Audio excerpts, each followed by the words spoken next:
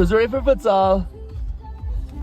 Oh yeah. Who's ready for a crazy weekend of awesomeness, huh?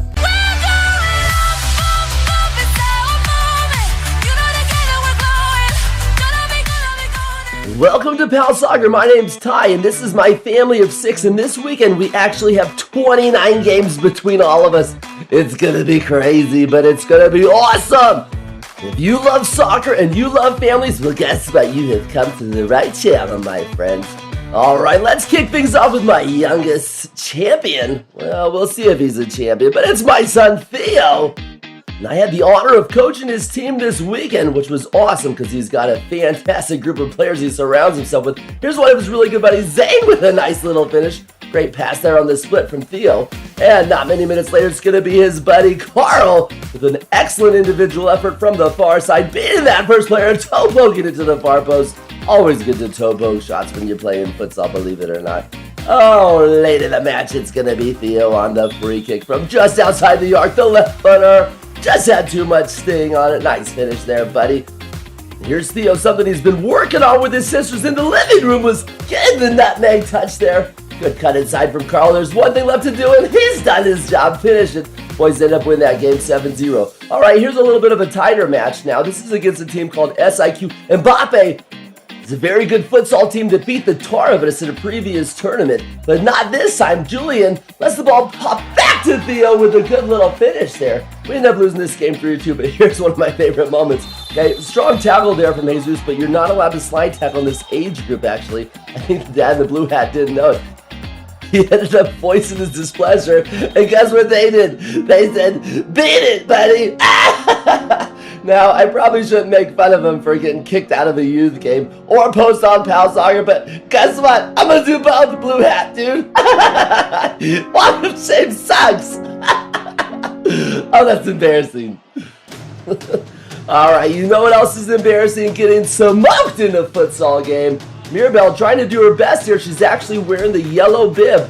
She stepped up and said, I'll play goalkeeper against this team. And Mirabelle's the 2017 playing with the 2016 group against the 2015 team that is fantastic. They're called Drive Futsal. It's mostly comprised of Real National players, which is one of the best clubs, not only in the state of Colorado, but actually in the United States. They have a lot of teams, especially on the girls' side, that are national champions, believe it or not. Very tough competition, yeah. So Mirabelle's out there just doing her best to make sure we don't get beat by 10 goals. Nice little save there, Mirabelle. This one deflected off the right foot. She gave it everything she could. She was brave, she was strong, she was tall. Oh, she made a save off the post there as well. And the referee absolutely, come on, man. How are you going to call this one a goal, dude? We almost had a chance to win this game. Maybe across the line, I don't know. You be the judge there. We ended up maybe not winning and losing by probably like 10 goals, yeah. And sometimes that final buzzer can't come fast enough. Alright, so we're 0-2 on champions so far, but one trick I learned, the more kids you have, the more opportunities you have to win games, actually. It's basic science. I was never really that much into Scientology or whatever, but one thing I do know is that this orange team is pretty darn good. Did you see that build-up on the kickoff? Holy cow. Eliana with a square ball inside to one of the twins. We've got two of them. Well, one set of twins, two twins. Yeah, and I'm not sure which one. That might have been the same one or different ones. Hard to tell, really. They're identical, which is science again. That means the same, I'm pretty sure. Here we go. Eliana with a quick shot left to right release. That was good. She found herself one-on-one with the keeper. The toe poke off the post. So frustrating. And with just under 6 to go, another good opportunity, but that shot didn't have enough sting on it. You like how we're listening to Flight of the Bumblebees, by the way? Rimsky-Korsakov. Okay, here's a decent shot inside from Isabella, and that may have crossed the line. Please, did it? Instant replay? Can we? VAR? And the referee says no goals for you. We did get a sweet one later on in the tournament. Here's Tegan with a left-footed cracker to the top corner. That's our goalkeeper. Sweet goal. All right, we're saving the best for last. Don't tell my other 3 kids I said that, but it's Luella's team in the championship bracket with the chance to become winners. But they're playing against arguably the best team in the tournament, Real National 2013A. Here's Lou with the ball over to Olivia through her legs. Hadley with a poke, and we've taken the early lead about a minute and a half in. But this team is very, very good. And you know who else is good? Our goalkeeper, Mia. Not only did she make incredible saves, but she also got involved in the attack. Good strike there from Mia. There's another great kick save. And it wasn't very many minutes later that Mia had an excellent throw. Look at the distribution here. She kept it on the ground. Lou with the turn inside. And she's got the finish. We're up 2-0. Real National probably didn't trail the entire tournament. And for good reason, too. They have a very dynamic attack. But Mia Johnson, she is a stud, and she's actually a field player primarily, but she loves playing goalkeeper as futsal. She's an outside back for the Rapids 2013 East A&L team. And this is the save of the tournament right here. Look at that, outstretched hands. Check it out in slow motion. This one's going top bins. Not for Mia, though. She hit it off the crossbar. Without heroics like this, there is no chance we win this game. Another quick save. Now, this game did come with a little bit of controversy. Check this moment out. Yeah, there's a lady yelling, "Are you kidding me?" But are you kidding me? I don't really know what happened. No one exactly knew. Check out Lou there at the end of the bench. You can see that the ball rolls in, and the Real National player actually kicked Lou just below the knee. Some of the parents on the other side didn't like that. I don't know what you want to do about it, though. But I do know what Mia wants to do about it. She wants to make sure her team stays on top. And in the final seconds, we ended up actually winning that game. And what could have been a 5 or 6, maybe even 7-2 victory came out to a 2-1 victory for us. We got home just after 10 p.m. Needed to get to bed as quick as possible. Theo's got a 7:30 morning indoor game, Mirabelle at 8:15. And if you watched last week's episode, you know that Ty and the Booty Boys have the finals at 1 p.m. for the over 35 tournament. Millie and I will be playing in the co-ed tournament as well with Real Bootiness is what it's called. We've got the semifinals later and the finals. Here's Theo's teammate Jackson Powers with a decent shot off the wall, and Theo got his only goal of the match. It was a good finish. I think it was our 6th goal of the game, and in the end, the boys end up winning this one 7-0. Immediately transition to the next field over to Mirabelle. What's up? Hey, Coach Selena. Excellent, because you're here. As you can hear, I love Coach Selena. She is an awesome coach, and she's going to be running this indoor session for Mirabelle. Game started off a tiny bit slow, but we picked things up late in the second half. Mirabelle actually ended up getting a hat trick. That was her first of 3. Second one was a little bit of a ripper, but her third one was my favorite. She timed us off the volley, just backed away and struck it with her laces. Ended up going that top left corner. But this is the best part of the game right here. Here's Coach Selena. And guess what? They have their version of Coach Selena too. What in the world is that? They're even rocking the hair in the same spot of the hats, pants, jackets, everything. How cool is that? Alright, enough of the fun, fluffy kid stuff. It's time for the Booty Boys final you've all been waiting over a week to see. I actually had to check IDs for this one. I didn't have mine, but I showed them I was a YouTube sensation with over 500 subscribers. They let me pass. So that was cool. Speaking of passing, here's a beautiful pass from Shui inside to Diego. It all started from Dylan there. Good build-up. We're only 3 minutes into the game. We're already up 1-0, and then Dylan passing the ball into the bottom right corner. And that came off a 3-line penalty. Speaking of penalties, check out this penalty. Yeah, that's a pretty blatant, dirty, bad foul. And it's going to cost them big time. Check this out. That's what we call a chiropractic adjustment for my buddy Woody. So that means they're down a man for 4 straight minutes. You don't want to do that, especially with Joey Maddybag on the ball. Great right-footed strike to put us up by 3. And then Jason Green looking to put the game away to make it 4. And he's, oh my goodness, missed the target. Jason, oh, a slow motion replay. I'm sorry, buddy. But look at the target right in front of you, man. It's a bullseye, dude. You've got to bury that. Don't play darts with Jason. Actually, I heard Jason's really good at darts, so you probably do want to play darts with Jason. Maybe just not soccer darts. Well, typically he's good at soccer darts too, yeah.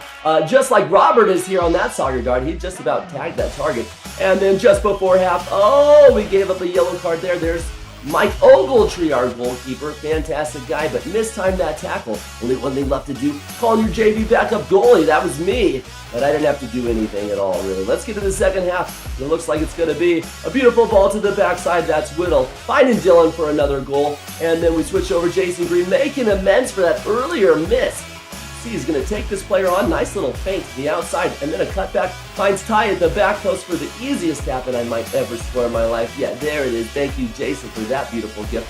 And then to top things off, we got one more good team build-up goal. This one's going to come back to Robert from Woody. Finds Jason on the far side, and it goes to Dylan with another tap-in goal. And the Booty Boys actually win this one 8-3. Just domination station. So the ending wasn't as exciting as we hoped for. But guess what? The next 2 games are super exciting. It's going to be awesome. And now the first semi-final of the co-ed division of the Winter Classic 2026, featuring the Predators in blue and the Real Bootiness. You heard that correct. It is the Predators versus Real Bootiness. Millie and I play with Real Bootiness. We know most of the players, but there's a lot of pressure on us to compete. Oh, and the Predators scored early on. 1-0 to the bad guys, and then the referee calls a handball there, which gives them a free kick at the top of the box, and they take the 2-0 lead. That is not good for Real Bootiness.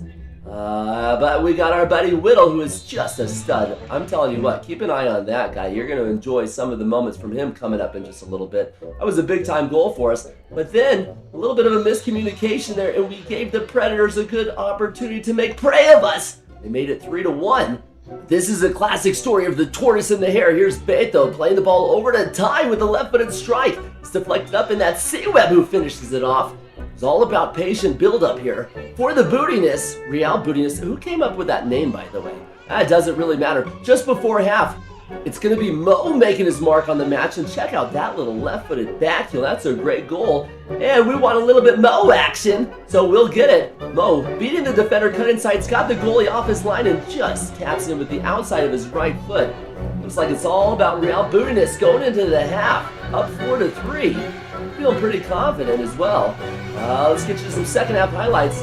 This one's going to be playing to Millie, who's going to tap it in. No! The goalie with an unbelievable save. She's going to feel like she owes us something. You're going to want to stick around for that. And then this is where things get a little crazy. Okay, what in the world am I doing here? First, a terrible chest trap. It turned into almost a 50-50 headbutt. Thank God we both kind of pulled out there. Actually, I don't know if I did. That could have busted our face. What a dumb thing to do. All for just a little bit of money. But it was worth it because Whittle went out and scored another goal. I don't think it was worth it. I should not have done it. That was crazy. Yeah. But what was also crazy was our ability to score goals here in the second half. Real Bootiness got on fire, and it means it is time to shine as we walk into the finals with a big-time victory. 6-3 is what we got there on that match. Okay, going to your match of the week is Real Bootiness versus a team called A Dead Horse.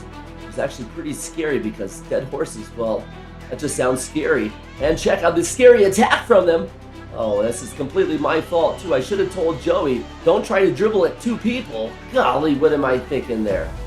So we found ourselves down 1-0. We tried to battle back, but the referees were against us. He called Millie for a soft foul there. And then that same referee on the far side, my goodness gracious, who is paying his bills? Is this you, Coach Peter? Check this out. We got the near side referee pointing one direction, calling it the right way, and the far side referee says, nope, I'm overruling you. The near side referee says, well, I thought it was a shove. Look at his hands. And yeah, you can clearly see that the pale horse dude, or dead horse, what did they call themselves? I don't know. He initiated the contact, got his arm across my body there.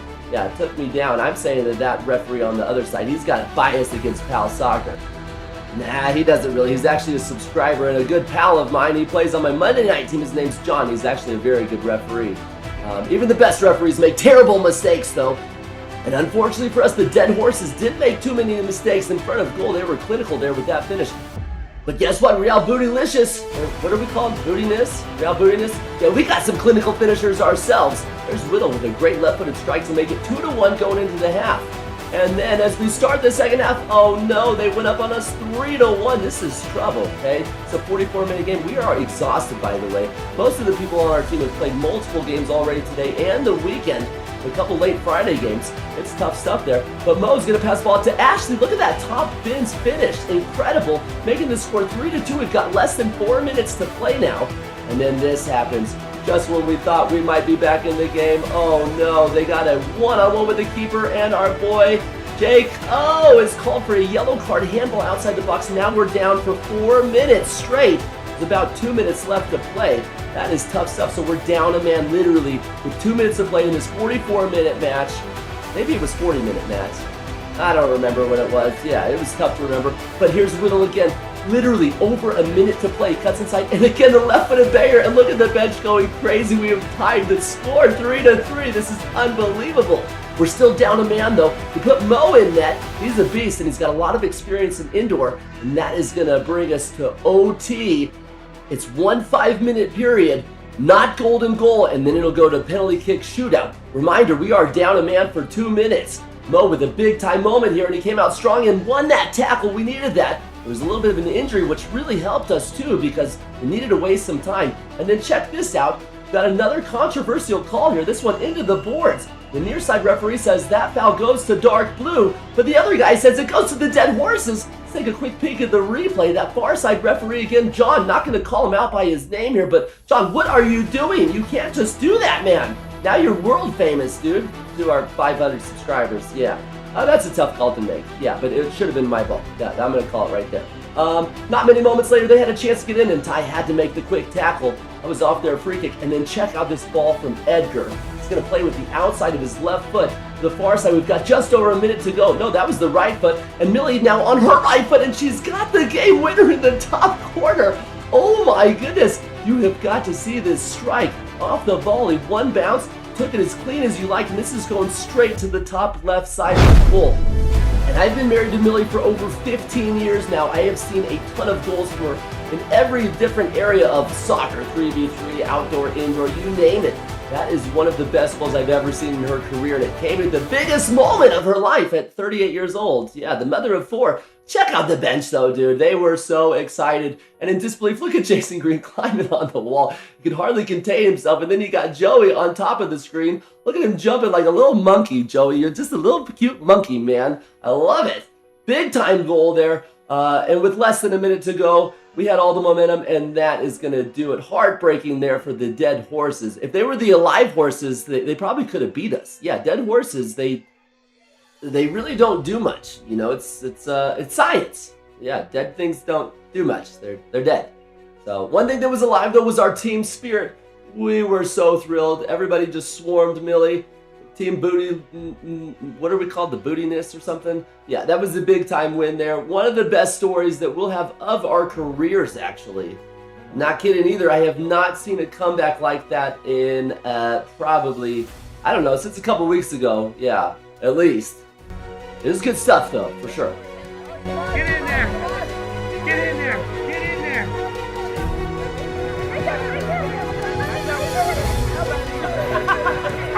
Alright, let's hear it for the champion! Theo, look at